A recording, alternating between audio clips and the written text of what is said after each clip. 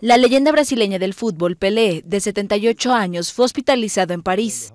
El entorno del jugador indicó que la internación fue por precaución, debido a una infección que le provocó una pequeña fiebre, y que el objetivo era controlarlo antes de que regrese a Brasil.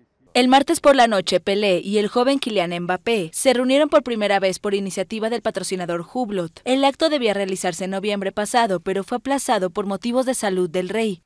Pelé permaneció sentado durante todo el acto promocional, aunque en ningún momento perdió la sonrisa y no dejó de mostrar su complicidad con el joven parisino, campeón del mundo a los 19 años en Rusia 2018. Pelé es el único jugador en la historia en haber ganado 3 mundiales y fue elegido entre los mejores atletas del siglo XX por el Comité Olímpico Internacional en 1999 y fue designado el mejor futbolista del siglo XX un año después por la FIFA.